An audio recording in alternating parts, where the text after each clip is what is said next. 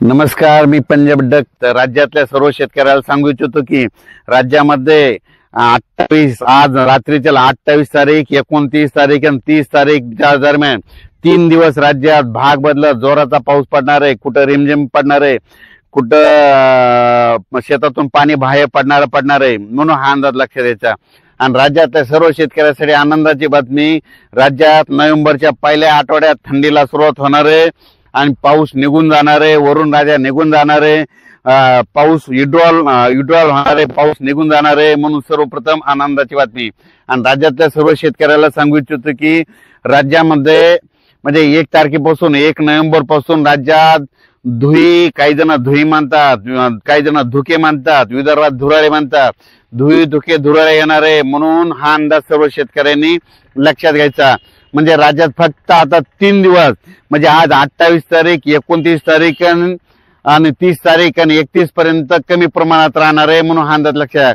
म्हणजे राज्यात 3 दिवस आता चांगले पावसाचे आहेत. म्हणून हा अंदाज लक्षात द्यायचा. आणि राज्यातल्या सर्व शेतकऱ्याला सांगू इच्छितो की आज रात्रीच्याला नांदेड जिल्हा झालं, हिंगोली जिल्हा झालं, यवतमाळ जिल्हा झालं, अकोला जिल्हा झाला, अमरावती, वर्धा, नागपूर, भंडारा, गोंदिया, चंद्रपूर, यवतमाळ, त्याच्यानंतर लातूर जिल्हा झालं, परभणी जिल्हा झालं, बीड जिल्हा झालं, धाराशिव जिल्हा झालं, संभाजीनगर जिल्हा झालं, त्याच्यानंतर अहिल्यानगर, सातारा, सांगली, सोलापूर, कोल्हापूर, पुणे, कोकणपट्टी पूर्ण सहित मुंबई, त्याच्यानंतर नाशिक, नंदुरबार, धुळे, जळगाव, तसंच संपूर्ण राज्यातले जितके जिल्हे तितक्याच जिल्ह्यामध्ये या 3 दिवसात दररोज वेगवेगळ्या भागात काही ठिकाणी रिमझिम कुठं वाहुणी असा पाऊस पडणार आहे.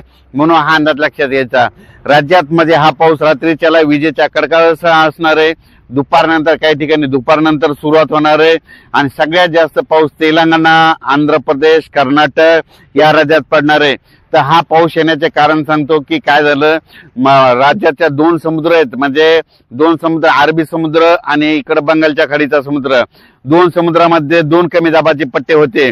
त्या कमी दाबाच्या पट्ट्याचं रूपांतर चक्रीवादळात झालं. आणि ते अरबी समुद्रातलं जे चक्रीवादळ आहे ते काय होणार आहे, गुजरातकडे जाऊन तिकडे ओमानकडे जाईल आणि तिकडं स्थिर होणार आहे. आणि ते काय होणार आहे, उद्यामध्ये 29 तारखेला ते स्थिर होईल.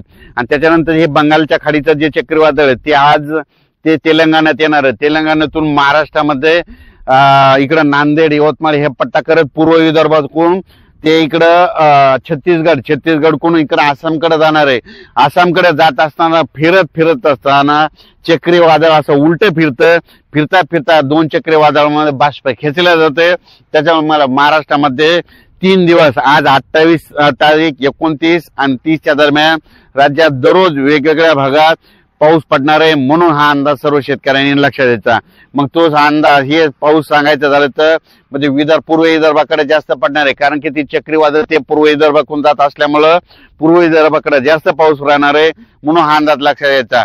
उत्तर महाराष्ट्राकडे तिकडे एक चक्रीवादळ अरबी समुद्रात असल्यामुळं उत्तर महाराष्ट्रामध्ये नंदुरबार जिल्हा, धुळे जिल्हा, नाशिक जिल्हा, इगतपुरी, मुंबई, कोकणपट्टीमध्ये त्याच्यामुळे तिकडल्या उत्तर महाराष्ट्राकडे जास्त पाऊस पडणार आहे. ह्या चक्रीवादळामध्ये पूर्व विदर्भात पडणार आहे. आणि दोन्ही चक्रीवादळाच्या म्हणजे घेरामध्ये महाराष्ट्रामध्ये जे जिल्हे आहेत त्याच्यामध्ये काय होणार आहे, भाग बदलत वेगवेगळ्या ठिकाणी विखुरलेल्या स्वरूपाचा जोराचा पाऊस पडणार आहे. हा अंदाज लक्षाचा. पण राज्यात मात्र 2 नोव्हेंबरला बऱ्याच ठिकाणी म्हणजे 1 नोव्हेंबर पासून राज्यामध्ये जे धुके धुराळी येणार आहे. आणि त्याच्यानंतर जसं 2 नोव्हेंबरच्या पुढे जातो 3 नोव्हेंबर, 4 नोव्हेंबर, 5 नोव्हेंबर थंडीमध्ये वाढ होत जाणार आहे. आणि 7 तारखेला चांगली राज्यामध्ये थंडी जाणवणार आहे. म्हणून हा अंदाज लक्षात घ्यायचा. राज्यातले सर्व जे वेलवर्गीय पिकं आहेत, द्राक्ष शेतकरी आहे त्यांना सांगू इच्छितो की म्हणजे आता हे पाऊस आता म्हणजे हे शेवटचाच आहे. आता हे शेवटचा पाऊस आहे. फक्त लांबला कशामुळे, हे 2 चक्रीवादळामुळे लांबला. आणि त्याच्यानंतर मात्र 2 नोव्हेंबरला मात्र चांगली धुके धुराळे येणार आहे. म्हणून तुम्ही तुमच्या द्राक्षाची काळजी घ्या, वेलवर्गीय पिकाची काळजी घ्या. धुई आल्यामुळे जितके फुलामध्ये पिकं असतात तितके खराब होतात. म्हणून हे देखील सगळ्यांनी लक्षात द्यायचं.